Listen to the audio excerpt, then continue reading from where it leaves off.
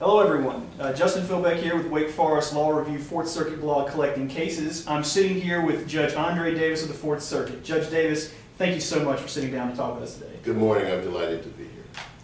Well, let's get right into it.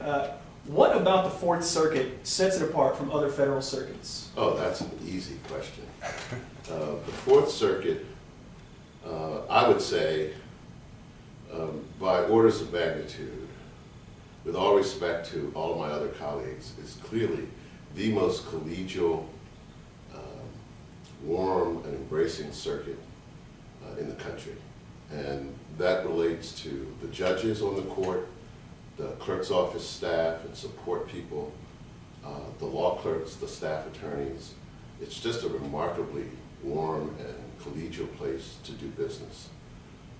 One of the things the court does each year, on an ongoing basis actually, is when lawyers come in to argue their cases and otherwise, they are provided with a survey form by which lawyers are given the opportunity to tell the court what we're doing well, what we're not doing so well, what we could possibly change. We ask them how they were treated by staff, by the court, whether they thought that our operation is efficient and user-friendly. And I have to tell you, without bragging, that the survey responses uniformly are just of the highest order. And so we're very proud of that. That won't surprise longtime practitioners. You talk to lawyers who've been around the circuit, who've argued cases, who've appeared before the court, or who've attended our judicial conference, which we hold every other year now. They will tell you, to a man and to a woman, that yes, the Fourth Circuit really does it right. And we have a number of sometimes unknown traditions that really foster this collegiality. For example, it's not as widely known as I would have thought it should be that alone in the Fourth Circuit, after each argument before the panel, the three judges on the panel come down from the bench and greet counsel, shake hands, and compliment counsel. And this is also true in the rare en banc rehearings that we conduct. All of the judges on the court come down and greet counsel. It's a wonderful tradition.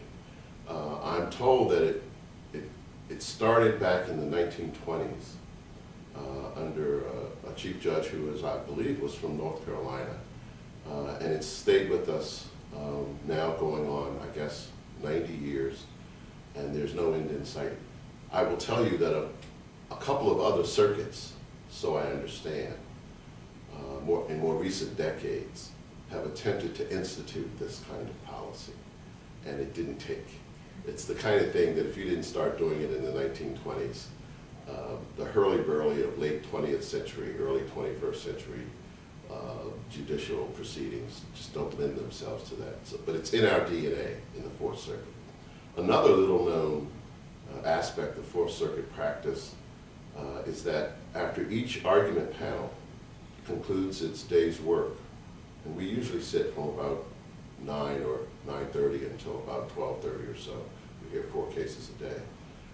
With very, very few exceptions, the three judges on that panel, who are randomly selected to hear that particular docket of cases that day, will go to lunch together, usually across the street from the courthouse or some nearby restaurant. And we spend an hour or so with each other talking about grandkids and football and baseball and sports and vacations. And that kind of, I don't want to call it intimate, but that kind of respectful and warm relationship really infuses the work of the court. So while we have disagreements among the judges, who could expect anything else, those disagreements are respectful. The language to each other and to the district courts whose work we review likewise is always respectful and considerate. And I think it's some of these traditions that the Fourth Circuit has that really accounts for what a wonderful institution it is.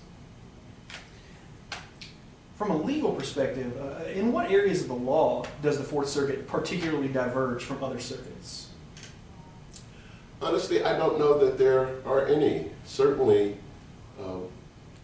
I suppose the Fourth and the Sixth Circuits, and I guess a little bit in the 10th, but we have the largest black lung docket in the country, which is a remedial legislation enacted and amended many times by Congress to take care of coal miners and their families. It's a very important litigation. So certainly, if you were to ask me what kind of case seems to mark the Fourth Circuit as unique, perhaps it's the black lung cases.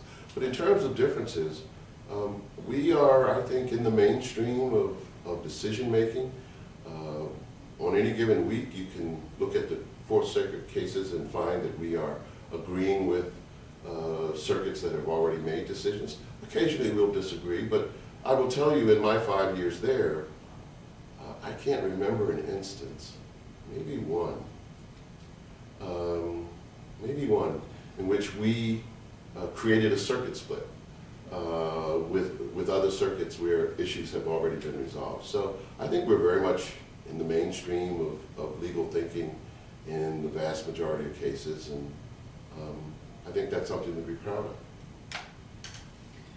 You've been a district court judge and obviously an appellate judge now. Which one do you like better and why?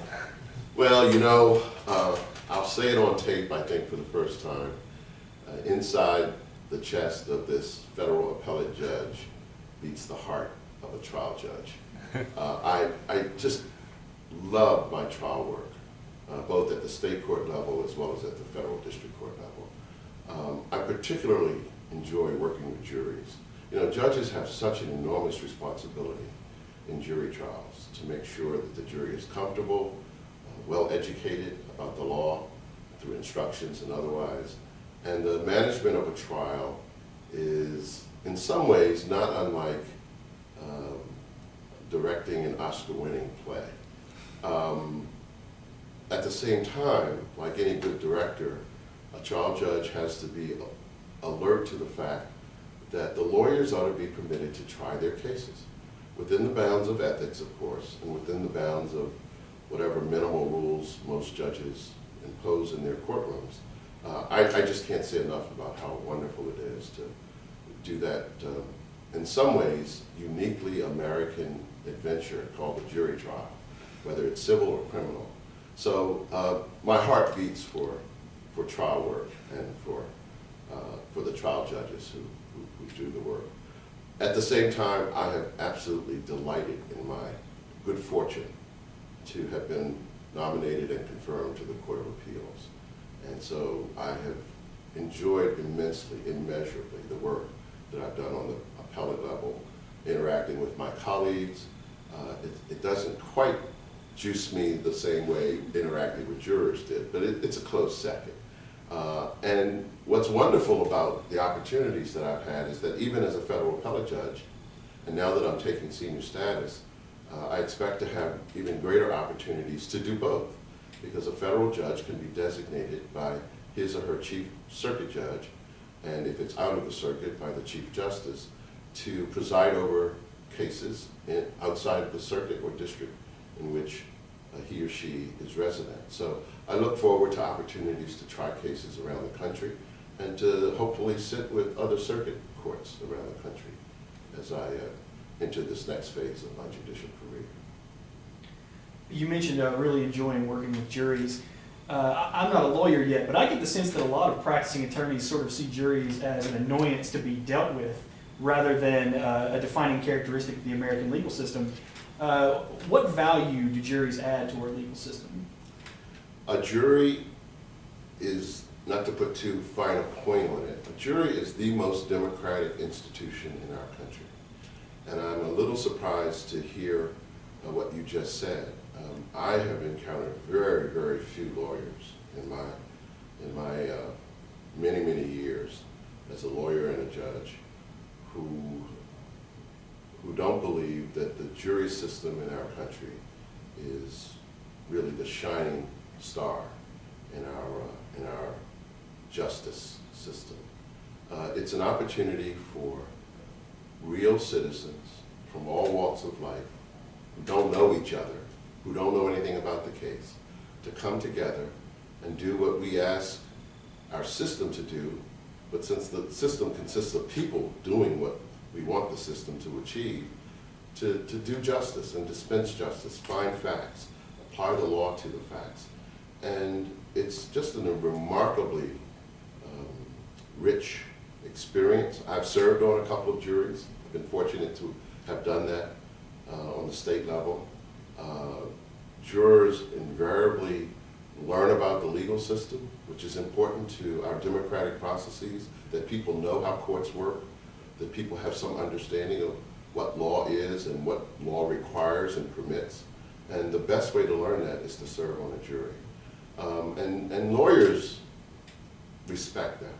Lawyers respect jurors, and I think that's a good thing.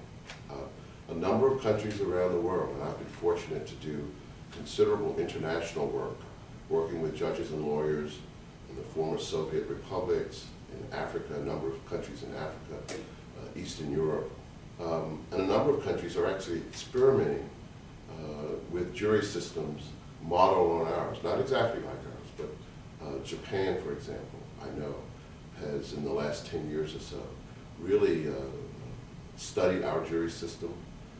Japan has sent law professors and prosecutors to America to meet with judges and others to learn about the jury system. So, as well as Russia and some other countries have experimented. So it's not perfect, of course, and it's not the only way to decide cases and dispense justice. Certainly the civil law systems in Western Europe and in South America have substantial systems in which what we recognize as a jury system does not exist, although there are in these systems opportunities for some non-legally trained laypersons to participate. So I don't mean to suggest that it's the only way to dispense justice, but I think the tried and proven system we've been tweaking for the last 200 plus years is the gold standard. What is the most common mistake you see attorneys make? The most common mistake attorneys make. Well, certainly at the trial level, I suppose it's a failure sometimes to, perhaps I can put it this way, to detach emotionally and create some emotional distance from the case so that you're thinking clearly and critically. And I suspect even law students have experienced this idea. You work on something so long, like a law review note or a paper as you prepare for an exam. Sometimes you can get so deep in the woods and so emotionally attached to your work that you perhaps lose some objectivity. And so it's very important for lawyers to have, shall we say, alter ego, that you have another lawyer or a mentor or could be a partner or an associate in a firm setting, or maybe even a law intern or a law clerk, to pull you back from the edge, so to speak, and to give you perhaps a deeper, more objective view of what the case is about, what's important and what's not, what's going to go over well with the judge and or the jury if it's a jury trial, and what's not. So that kind of cautious approach to preparing cases is something that lawyers ought to be alert to. On the appeal level, frankly, I've been a little surprised and disappointed at the quality of some briefs that I've seen. I think there may be this notion, federal appellate court, just below the Supreme Court, one would like to think, I hope, that the quality of the writing, like the quality of the oral advocacy, would be of the highest order. And unfortunately, that's not always the case.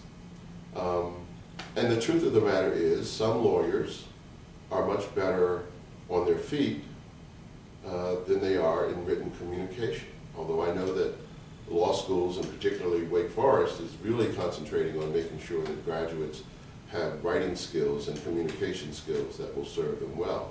So one of the things, it seems to me, lawyers ought to do who are handling appeals, especially lawyers who work mostly at the trial level, who happen to have, you know, very few appeals, you really ought to engage with another lawyer, probably on a volunteer basis. I believe there are lots of lawyers out there who'd be willing to help you write a brief, to edit a brief, to read a brief before you submit it to the court, to make sure that you're communicating in a way that will be most effective and most persuasive, because that's what you owe your client. So again, I'd like to see lawyers who I think mostly have some inkling that they're not the best writers, reach out to other members of the profession for help. And again, if it's just reviewing a brief before it's filed with the court, I think that would help lawyers better prepare their cases and present a more persuasive presentation to the court. What do you look for in a good brief? Wow, I want to be blown away. You know, I want the facts to be presented as fairly as possible, but as persuasively as possible. I want lawyers to, and this relates to your earlier question, I want lawyers to appreciate the difference between an appeal from an adverse summary judgment, where the standard, of course, is there's no dispute of material fact, as opposed to an appeal in a jury verdict case, where the facts have been found by the jury, and typically you're not going to get the kind of detailed fact-finding from a jury trial, of course, that you would get in a non-jury trial where the judge is obliged to actually write out her findings and conclusions of law. And so sometimes lawyers don't appreciate the difference. So the statement of facts needs to comport with the expectations of the standard of review and the style of review that is applicable. I'm looking for the active voice. I'm looking for active verbs. I'm looking for light touches. I'm looking for a narrow scope of issues, a brief that, you know, comes up with 10 issues, or what we used to call assignments of error. I look at that brief and I think, you know, how could a lawyer think that he or she's going to bring a brief with 10 issues? You know, you lose persuasive power by diluting your claims of error. So, which is not to say that you need to think everything in the brief is equally important. Of course, I think the rule of thumb, still followed by good lawyers, is that you place your strongest issue first. And that's true in the brief, and it's true at oral argument. So I'm looking for a brief, you know, there's no magic number, but 3 issues, you know, the magic of 3. We're all familiar with that. 3 issues, maybe 5, but don't overdo it. And of course, needless to say, there should be no typos, no grammar or syntax issues that are going to cause the judge to read something and stop. A good brief, in a way, reads like a good novel.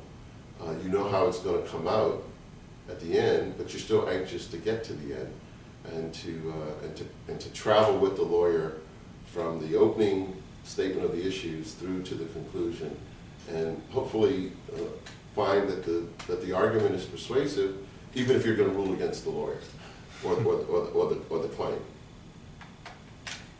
I should mention, by the way, and good lawyers know this, and good law students know this, very few cases turn on oral argument. Oral argument can be very important and very informative for the court. It's an opportunity for the court to have a dialogue with the lawyer, but the brief is the key. And in my court, the judges have read the briefs, reviewed the law, and so when we take the bench,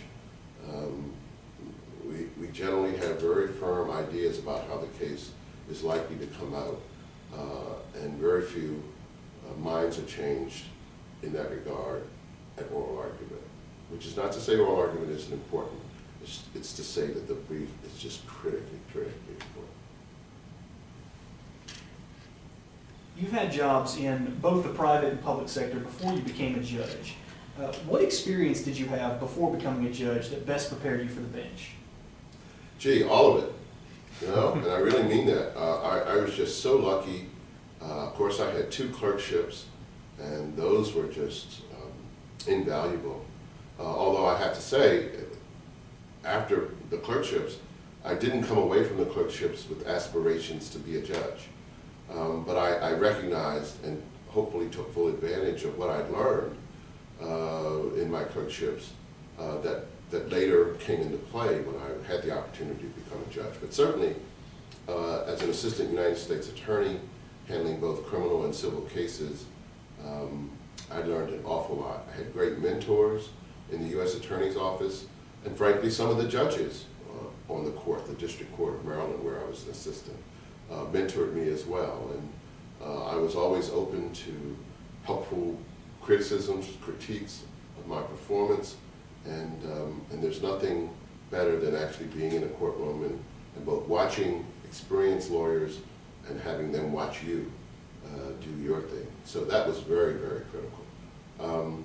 But then, as you know, I had the opportunity to teach law for 3 years full-time at the University of Maryland School of Law, where I graduated.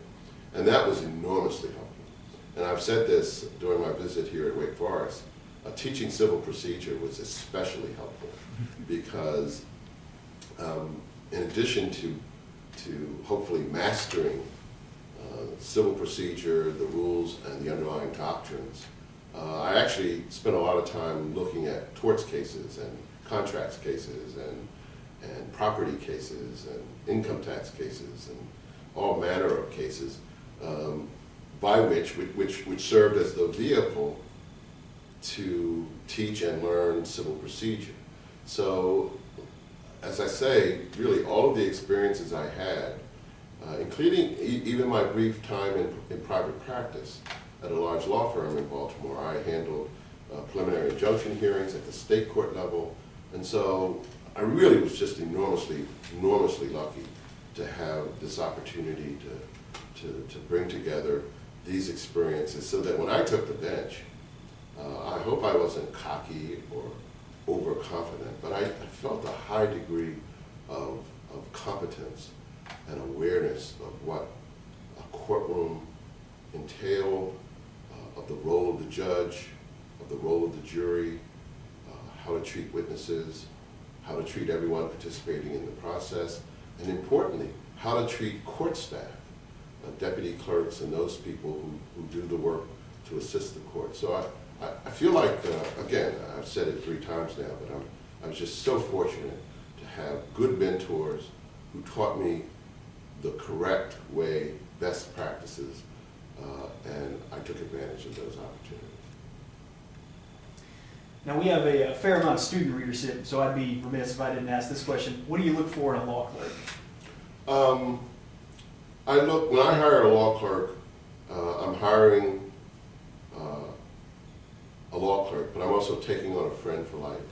I've been very fortunate over the years to have been assisted by law clerks in a wide array of schools, a very diverse group of mostly young people, but a few with more extensive experience. So I'm looking for maturity. I'm looking for people with a sense of humor. You know, a judicial chambers is in some ways a small law office, but it's also kind of like a family if the judge wants it to be that. Right now, as a Court of Appeals judge, I have 4 law clerks and a judicial assistant, so I have a staff of 5. And I'm looking for people who get along well, who play well together in the sandbox.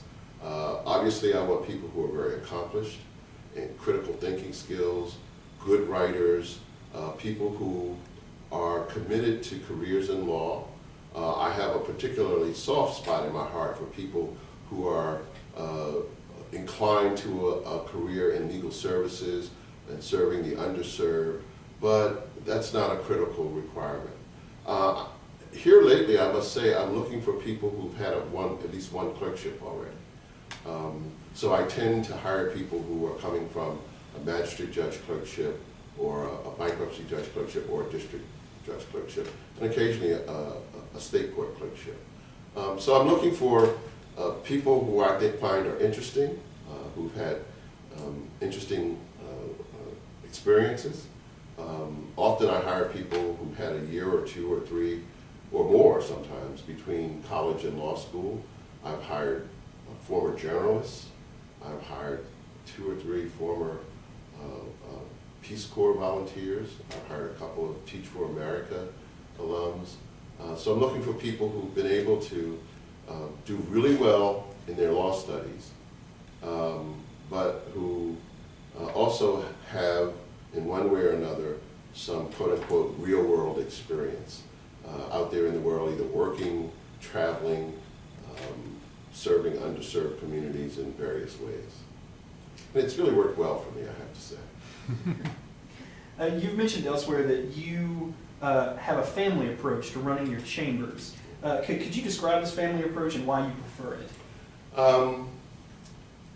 I guess I prefer it because I find it more interesting and more compatible with my personality.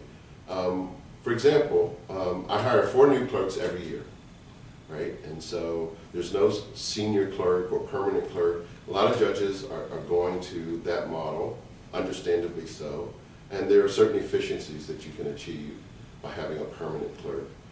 Some judges have a 2-year clerkship, and the idea is that, you know, a clerk who's been there for a year really knows the ropes, and so there's overlap between newcomers and more experienced clerks. And I suppose one of the ways I achieve the same thing is through my hiring preferences for people who've already had a clerkship, okay? But basically, I have, perhaps I shouldn't say this on tape, I have very few rules in chambers. When we get our assigned cases for an upcoming court session, I let the clerks decide which cases each clerk wants to work on. So if a clerk has a particular interest in criminal law or a particular interest in some other area of the law, the clerks look through the cases and they divide them themselves. And so as you can imagine, that really contributes, if it works, and it has for me, it really contributes to an esprit de corps that I think is enriching of the experience for everybody. We have lunch together, not every day, certainly not even every week. We have tea in chambers, which is a tradition I inherited from my Judge Bernahan, whose seat I now occupy on the 4th Circuit. And again, not every day, but usually several times a month. We'll all sit down, all 5 of us, with me, all 6 of us, we'll sit down in the conference room and have tea in the afternoon and talk about things. And it just creates an atmosphere that I find very conducive to good work, efficient work, and I have to say the clerks seem happy, but you'll have to ask them. I'm not going to make that judgment. My wife and I have a summer cookout at our home every year, and all the clerks and former clerks are invited, and if they're in the area and if they're free, not on vacation or something, they come and we catch up that way, stay in touch. And so that's what I mean by sort of a family atmosphere, if you will, both in chambers and going forward. I maintain contact with my clerks, you know, 7 years later. It's not unusual for me to get a call from a former clerk who says, "Hi Judge, how you doing? Listen, I'm applying for this job and I got this offer, and what do you think?" And I have to say that makes me feel good, that they think that I can contribute to their decision making. They don't always do what I say, and I don't even always say what I think, but there's that kind of collaboration and warm exchange. I'm interested in their careers, of course. I'm interested that they do as well as possible. I'm interested that they find career paths that work for them and their families. And, you know, I think now 57 grand clerks, and I love to get these photographs of births and birthdays. It's really a lot of fun. What are you looking forward to doing now that you're taking senior status? You already touched on this a little bit, but what else? Yeah, I intend to keep working hard, full docket, not going anywhere. except, as I said before, I do hope to have opportunities to try more cases. I've tried, even a judge in regular active service can actually try cases. And there are appellate judges around the country who actually do that. I think Chief Judge Kaczynski is known as someone who, in the summers, perhaps at other times of the year as well, will go and try a case from time to time. Certainly Judge Posner in the Seventh Circuit has been well known to try a few cases. And that's something that I would very much want to do. As I said, I've tried to do it even as I've been a judge in regular active service.